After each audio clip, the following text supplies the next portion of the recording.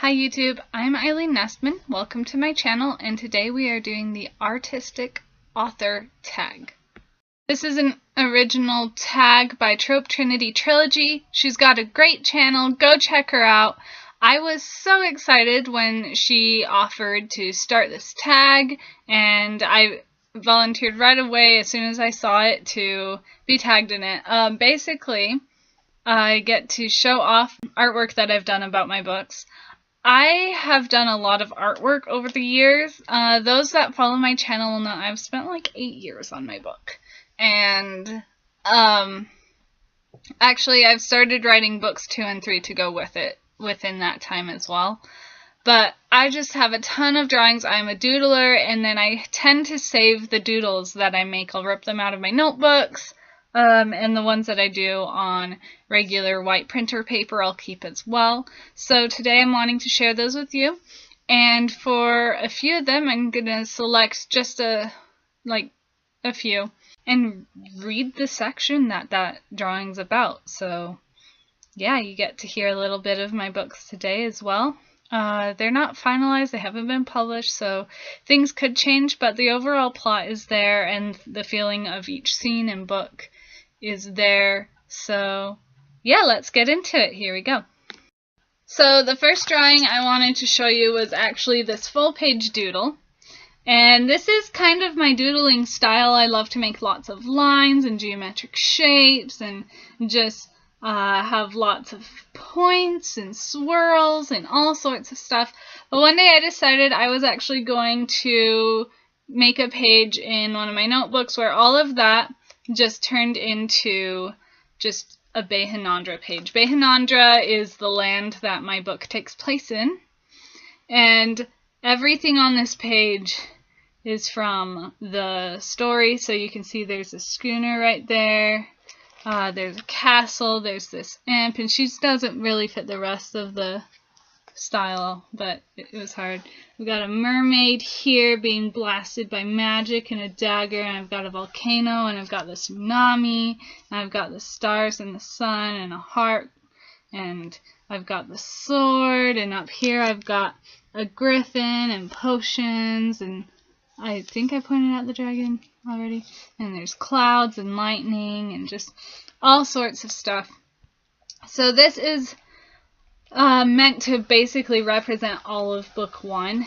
I'm really proud of it. I love this. I know that the students, the peers around me, were just baffled when they saw me doodling this. But this is kind of what my regular doodles look like, and this is just something I did while in class. Doodling helps me retain information. So yeah, that's the first drawing. The second drawing I want to share is, of course, that of my protagonist. So this is Princess Apricot, and then several renditions of her just throughout. I've got her palace down here. I'm not very good at buildings, so just ignore that, and these were more of just like quick sketches after I had spent a couple hours on this. And I did this one with graphite and colored pencil, and yeah, so that's Princess Apricot, and she has red hair. She's got like a blue silvery cloak, which is actually based on one that I have. I should put it on. There we go. That's Apricot's cloak. See, it's a silvery blue. And now my camera's gonna shake as I try to squeeze back between the bed and the wall. There we go. So, yeah, that's Apricot. And the next drawing I want to share is of Jasper, and Jasper is a warlock, and this picture looks so much better. Not on camera. I think it's because it's flipped. But yeah, he's Apricot's love interest in the book. And I'll actually share another drawing of him later when I'm reading sections from the book, but that's Jasper. While I'm talking about just Apricot and Jasper, I do have a lot of pictures of just them together, just written on random notes. On the outside cover of my rough draft, I have like this picture. Yeah, so these are all pictures from the story. This is from when Apricot finally meets the villain, and so that's Brian, the warlock. And ignore the bird because that's no longer in the story. It was just an idea I had. I really like this picture, and I'm actually going to share the part of the story that this picture involves later on. So this picture isn't a scene from the book per se, but it's more like the spirit of the picture. So this is Apricot's best friend Gloria and her love interest Peter, and this is them calling people basically to follow them and to just follow their leadership. They're going to war. I'm not good at drawing Gloria or Peter. But yeah, this is one of the drawings I have of them. Again, this scene doesn't actually happen in the book, but rather it's the spirit of this picture. I do have another picture of Gloria and Peter, and I want to share it with you.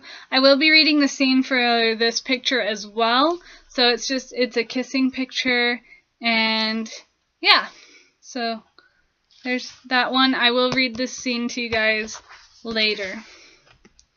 Another picture I want to share with you guys is Queen Polia. And so Queen Polia is a mermaid, and she is very cruel. Mermaids in my story, they do drown sailors, and they're just terrifying creatures. So this is the queen of them, and yeah, I'll actually read a scene with her as well in a little bit. So speaking of terrifying mermaids, I have this picture, and this is, again, it's more of a spirit of the picture than being an actual scene. But you can see I've got, this would be, her name is Surf. She's one of the mermaids, and she really loves being a siren. But the reason that this wouldn't be a picture from my book is because this kind of ship doesn't exist within the first book, but it does in the second. So yeah, but you can see she is sitting on a large pile of human bones that she probably ate all of the flesh off of. And also, mermaids in my book, they do have the spines on their rump, and they have very spiny fins that actually are poisonous. The barbs are poisonous.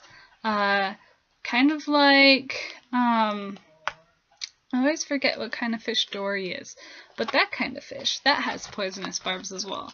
So that's where I got the idea, was from real fish have poisonous barbs. So yes, that's that one. And then opposite that, I have Gregor right here in the skiff, and Dorminder is erupting, and there are mermaids fleeing as well. And I did kind of the friendlier looking tails here. I think I drew this before I cemented what mermaids looked like in my book. But yeah, so volcano. And then the last one of those I want to share right now is actually this picture. And this is Gregor again, and this is Lyra, and she's a young mermaid, so she's not to the point yet where she is killing, and she does become secretly friends with Gregor during his short stay on Dorminder before it erupts. So, Trope Trinity Trilogy challenged people doing this tag to share like objects or symbols that are important in their books. This does not stay on my shoulders. And so, one of those is this sword, and it does have some magical properties about it, very obviously, but it's actually not the sword that is magic, but rather how it's utilized, and the fact that it has a ruby, and rubies can contain magic in the book. Another symbol within the book is this is Taman Endeline, and you'll see he's got this amulet, and it's got the sun and stars and a moon, and it is his amulet that makes him leader of Plainstown, and that amulet has a pretty significant and important role in the storyline. So, Trope Trinity Trilogy also challenged us to share the setting, and this map is very roughly done, and like some of the places ended up not even being in the book, and I got tired of drawing trees, so it doesn't have all the trees that it should have. But here's a rough sketch of the place where the story takes place. So you've got Dorminder up here, you've got Highland over here. This isn't exactly accurate, but it was to help me come up with a general idea of it. So you've got the North Kingdom here and the South Kingdom here, and then you can see all the irrigation and the delta and the mountains and the plains and the grassy mesas, and then you've got Plainstown is up here, and then Bayhanandra is actually secluded from most of the rest of the world. These mountains are some of the tallest in this world. This canyon's really hard to cross. This bridge that I drew doesn't actually exist, so there's no way across it. It would have existed in the history of the land, but and then in book 2 they end up going and exploring further places, but I'm not going to share book 2 stuff, or we would be here looking at pictures all day. One last picture I wanted to share before I start reading some scenes to you guys is this one, and this is Golly. And Golly is obviously a griffin. He is an adolescent, so he's about the size of a large dog, and he kind of acts like a puppy sometimes. He belongs to Jasper, and he's a really fun character. Okay, so the first set of pictures I actually want to read about is these two. And this is one scene. And this is Maureen. I don't have other drawings of her, but she is also a villain in the story. And this is a magical duel between Maureen and Jasper, and then you've got Princess Apricot right here. And yeah, so I thought I'd show those up close before I start reading. Here I go. Clouds were quickly rolling from the south. Chilly night air permeated everything. It was at the point where you could not tell if you would say if it was still nice weather or if it was turning bad. The torchlight coming from the crypt cast their shadows across the grass. Apricot allowed Jasper to lead her in a gentlemanly way. They were both watching their shadow, walking slowly. The light from the crypt behind them became blocked. The two turned to see, in the door, the same long-haired blonde woman who had stood so near to the royals during the funeral. "Who are you?" Apricot asked. "Well," she said. Her voice rang melodically, yet felt sticky as honey. "I'm going to say that such bluntness is no way for you to earn my favor, peasant girl." Turning to Jasper, she added, "Why you don't show her how to address her superiors politely, I could never guess." "Oh, wait," she added. "It's because you know, as I do, that she is the Princess Apricot of the Northern Kingdom." Jasper stared at the woman and said, "Maureen." "It's been a long time, Jasper. You know I will not cause you harm," the woman Maureen responded. "You know her?" Apricot looked at him incredulously. "Yes, I do." "Magic?" Apricot asked. "I am indeed," Maureen laughed. "You shared our secret, did you?" Jasper stepped in front of Apricot. "Oh," Maureen smiled wider. "And you're sweet on the princess." Jasper held his hands in front of him defensively. "What are you doing here?" he asked. "I heard Apricot here declare to avenge her mother," Maureen stated. Apricot leaped forward, but Jasper held her back. "What do you know of it?" Apricot said, struggling against Jasper. She'd fully restored back to herself now, but her clothes were much too stretched out for her thin frame from the bulkier woman she'd just portrayed. "More than anyone," Maureen cried out, laughing. Then her laughter stopped. She looked down, began to hyperventilate. "Please," she gasped. "It's not me. It's not Aelin." She gasped again, stopped, and then smiled calmly. "Sorry for the interruption," she said. "What's going on here?" Jasper demanded. Maureen reached into her breast and pulled out a long, clear, decorated wand by a chain around her neck. The chain was long enough that even though still around her neck, she could hold it at arm's length. Fire appeared at the end. "Maureen!" Jasper yelled sternly, lighting his hand with a ball of strange silvery energy. Maureen flicked her wand and the fire shot across at Apricot and Jasper. Jasper almost simultaneously released the silver energy, which shot like a shockwave at Maureen, repelling her fire. "Talk!" Jasper yelled. "No," the woman replied. The two became locked in battle. Jets of light and streams of different elements shot from one to the other. Apricot hid behind Jasper, clutching the long grass with both hands, too terrified to move. The fast-moving clouds let loose the rain and lightning danced around them. They dodged and blocked each other's blows. Then a red blast of magic was expelled from Jasper's hands and hit Maureen square in the chest, knocking her back. Jasper ran into Maureen, who now lay on her back. Apricot followed him closely. Several patches of the grass were burning, lighting up the scene. Maureen was gasping again. Jasper knelt by her side. "Talk to me, Maureen. Are you okay?" he urged shakily. Maureen opened her mouth. Her eyes grew wide and scared. She looked like she was choking on something. Finally, she got one word out. "Highland." She coughed and began gasping. She turned away and threw up on the ground. Maureen sat up still, facing away, and coughed. Then she stopped, wiped her mouth, and breathed normally. Smiling maniacally, she turned to Jasper and whispered, "It's open." The next section I'll be reading has to do with Queen Polia's picture. Gregor was only a few inches from his face as Willard let out a scream, a horrible sound coming from a grown man. A new woman had come aboard. Gregor jumped and wet himself in the fright, but it was hard to tell as everything was soaked from the storm. She wore a crown and top made of orange coral, a starfish, and pearls. Her skin was dark, but not as much as some of the others. Her hands were webbed, and she grabbed his neck and chest from behind.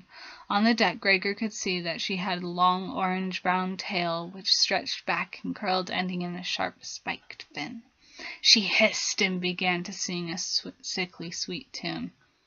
Willard never finished his sentence. The woman whipped her tail at him, and in a second she was dragging him off limply, but still conscious. "Who are you?" Gregor shouted at her, not sure what else to say. She turned towards him and raised herself and Willard on her strong tail. "I am Queen Polia of the Mermaidens of Dormandur. You are ours, and we are your future," she hissed again and jumped headlong into the sea with Willard in tow. Willard snapped to and screamed before the sound was muffled by a gurgle of water, bubbles, and then nothing. The only sound was of water lapping the sides of the boat, but even that was muffled by the infrequency.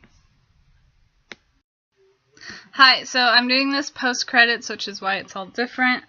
Or not post-credit, post-ending, because I said I was going to read this part to you, and then I totally forgot to, but I already put my artwork away. So this was the scene that went with the drawing of Gloria and Peter kissing. Amongst their fun were long silent moments. Apricot picked the next door. It looked different than the rest, with the same moon and stars symbol that was on Taemon's amulet. Walking up to it and gently raising her ginger eyebrows, she turned to Jasper. He smiled and nodded for her to open the door. It swung silently.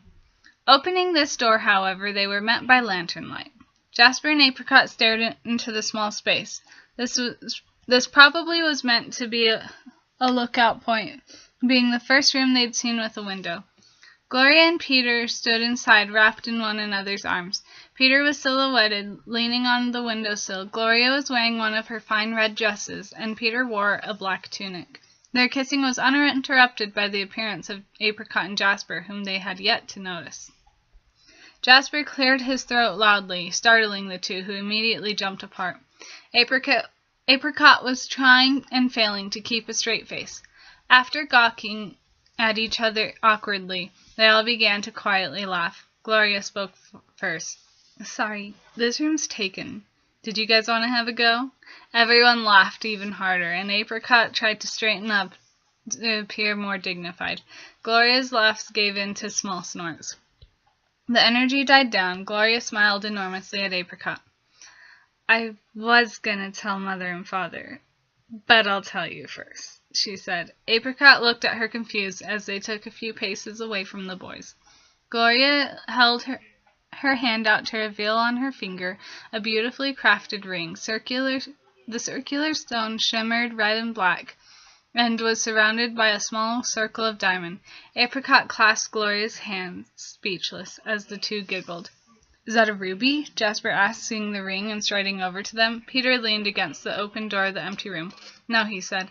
"It's a garnet stone. It looks similar, but has a few differences." Apricot looked wide-eyed at Peter. "How did you afford that? Wait, It's a family heirloom. It was originally given as a gift from a royal, or something like that," he said.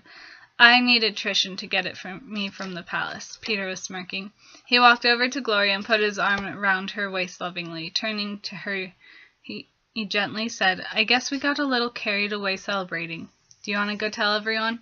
Gloria nodded and laughed. "So," Peter continued, as the four of them walked back, "what were you two doing alone in a distant part of the... what do we even call this place?" Everyone shrugged.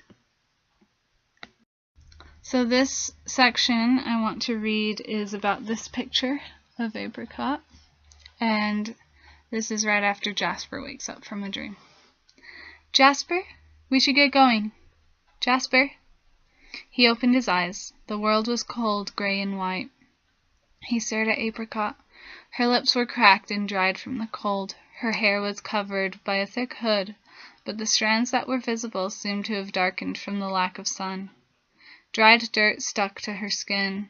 There was still blood dried to her scalp and dress from the dragon a few days back. The only thing that shone were her eyes, but even their brilliance seemed to have dimmed. Jasper turned away, wishing that she didn't have to suffer through this. Remembering that he wasn't looking too good either, he tended to his wounds. So the last picture I want to share today is this one, and I know it's just a really quick and kind of bad doodle, and I can't draw the back legs, so I kept trying, and then I crossed it all up and gave out and wrote legs are hard here.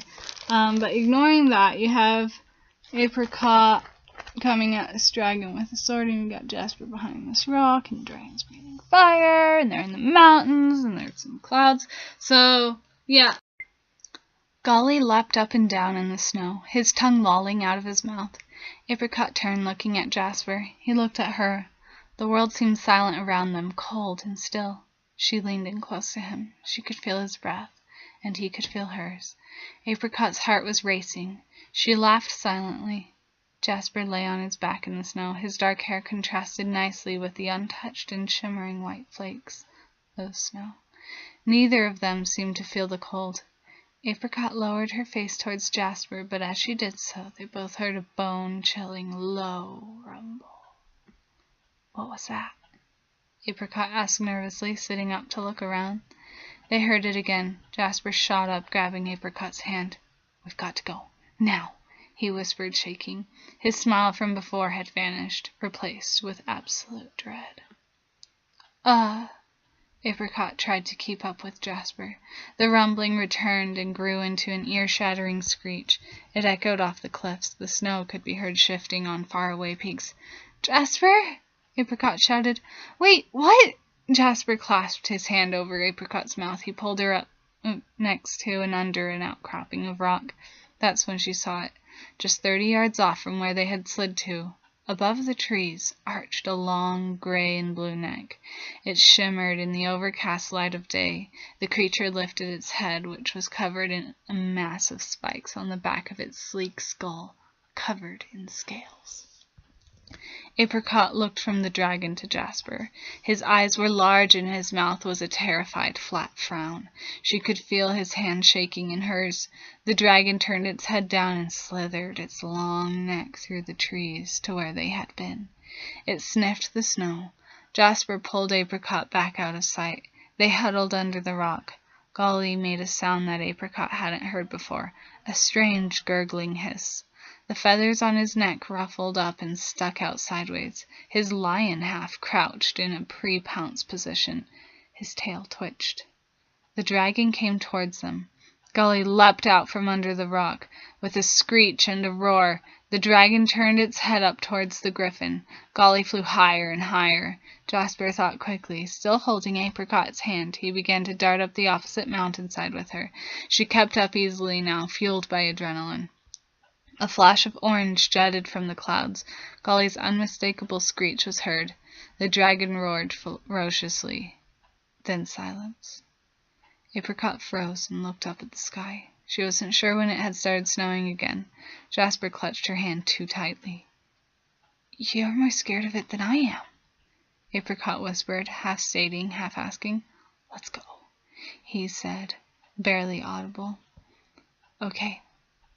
It was quiet. It was too quiet. Where had they gone?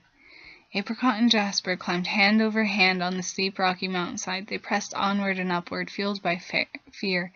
2 hours passed, and they reached another mountain top.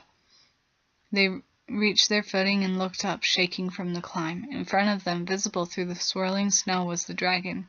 Apricot threw off her cloak and swung her sword around to her front so that she could draw it.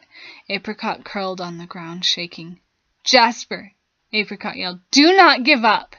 Do not let the darkness get you! Please!" she added, as she did a few practice swings of her sword to warm up. "I need you!" She didn't look at Jasper, but kept her eyes on the dragon before her. It was as large as a lord's house. She heard Jasper stand up and felt him shaking as he drew close to her. His hands lit up. "I need you too," he said. "Do you have a plan?" "Yes," Apricot said. "Live." "Good plan," Jasper replied, color drained from his face. The dragon reared. Its belly glowed as it readied to spout fire on the travelers. Jasper shot a jet of red magic at the beast. Apricot ran towards it, holding her sword in a charged position. As the dragon reared, she saw Golly's body on the ground beneath it. His feathers ruffled in the wind, but he did not move. The dragon came back down as Apricot reached it, trying to crush her with its immense body. She slid underneath it, using the ice and snow to help her slide. She held her sword firmly. Jasper blasted the dragon with spurts of magic, aiming at its eyes. He couldn't see what happened to Apricot. Apricot felt her sword plunge into the beast's belly, which was covered in a layer of thin snake-like scales rather than the rough scales of its legs and back. The weight began to overcome her. "Oh no," Apricot said as she saw the beast coming down on her. As it came closer to the ground, she scrambled back towards Golly's body. She flattened herself next to it. She held her sword pointed up in front of her. She could feel something boiling hot fall around her as she felt the dragon's weight press her down. Jasper watched in horror as the dragon fell onto the princess. He dodged spurts of fire. The dragon was not moving its huge body, but it was still raising its head to fight Jasper. "Apricot! Don't be dead! Don't be dead!" Jasper cried to himself as he dodged a particularly large ball of fire, ducking behind a rock. He opened a small satchel on his belt and began pulling vials and flasks from it. He dumped many of the substances into the small leather satchel and zapped it with a bit of magic. He closed the satchel and waited. He could hear the dragon breathing in, getting ready for another monstrous blast of fire. "No, no, no, no, no," he whispered, shaking with fright. Tears slid down his face. He listened carefully and waited for the groan of the dragon fire to finish building. "For Apricot!" Jasper let out a terrible scream of fury and fright as he threw his satchel into the beast's mouth. It choked on the pouch for a second, and Jasper ran and dove out of the way. He took cover behind the boulders. The dragon tried to blast its fire out, but instead a splutter of colorful smoke erupted from its gullet, spewing out of its nostrils. The dragon let out a roar and began to combust from the throat. Jasper peeked after the explosion of fire dissipated. The dragon was dead, its neck blown apart. So those are the bits I wanted to share with you today. I do have more pictures I'd love to share with you. And I'm hoping you liked my story. I'm sorry that I tend to stutter a little when I'm reading, where I'm like, but, yeah, I hope you enjoyed it. And if you are interested in reading it, I will keep this channel updated for when I start, when I do get accepted by a publishing company. I'll let you guys know, and as soon as it's available, you'll be able to buy it. I don't know when that will be. Hopefully within the next year or so. If you want to hear things from book 2, let me know. If you want to see more pictures, let me know. I'd love to share more. I'm not so comfortable giving writing advice, but sharing my story, I'll do that any day. Thanks for watching. If you like this video, be sure to give it a thumbs up, and if you want to see more videos that are mine, be sure to subscribe. And I am tagging the creator of Facefront Blog to do this tag because I know for a fact that he has his own fantasy book and also doodles. So, looking at you, Facefront Blog, it's your turn to do the artistic author tag, and I will see you next time. Bye!